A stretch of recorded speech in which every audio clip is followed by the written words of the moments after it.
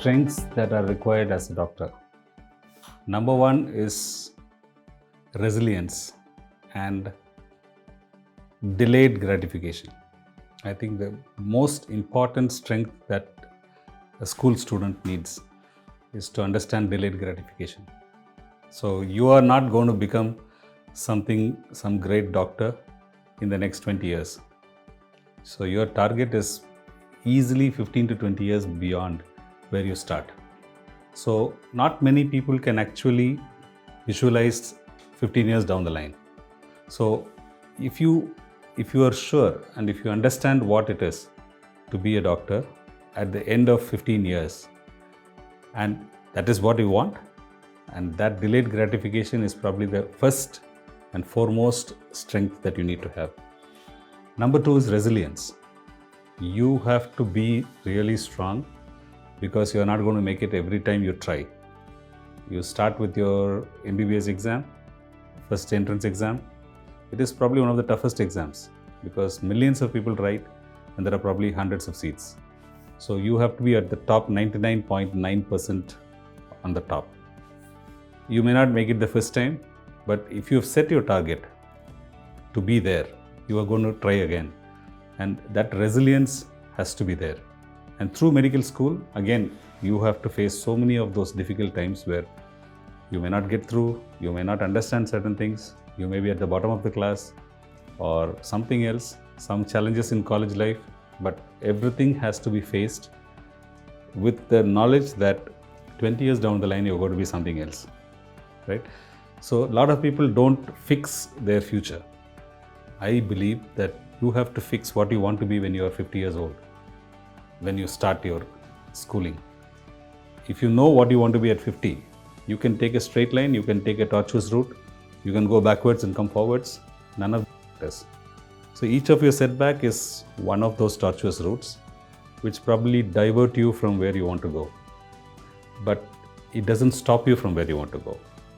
So I think the greatest resilience comes from knowing where you want to go, rather than go with the wind. You cannot just sail in the sea and reach a destination. So I think these two characters define the greatest part of becoming a doctor. Once you become a doctor, resilience again becomes very important because every day the challenges are not easily solvable. You don't go there, it's not a flat tire, you can just remove, fix a new tire. There is a flat tire, but it's not so easily fixable because human body, you cannot just take out an organ and put a new one. So that puts you at a very, very difficult spot. And that challenge sometimes gives you sleepless nights because there is a sick patient in the hospital, you've just spent few hours with them, you've come back home, your mind is still working on it. You're trying to figure out what it is. There are times when I have suddenly woken up from my sleep and got the diagnosis and gone back to hospital. So passion, resilience, and delayed gratification are probably the greatest strengths that take you through this course. And probably till the end of my career or end of life, that will never go. Because unless you have a passion, you cannot get up and go to the hospital in the morning. Because hospital is a sad place and people are sick there. And you are trying to make them better. Most of the times you succeed. There are times you don't succeed. To come back home knowing that you failed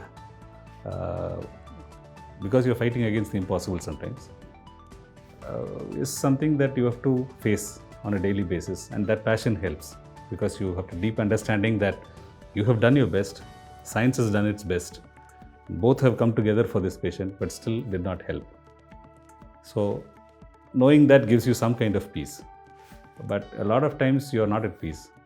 You know that your education did not match up to the disease because the disease beats you every time. Ultimately, it beats you. So resilience is something that every child should be inculcated from their young age. And I think in today's world, these two are grossly lacking. Delayed gratification and resilience. People want everything immediately, right? Swiggy follows 21 minutes, then you're upset. Instead of 20, if it's 21, they're upset. So these things don't help. So I think that journey of medicine is a prolonged one. You have a very long period of education, even longer period of becoming something in that education, and then becoming something truly worth dealing with for the patient.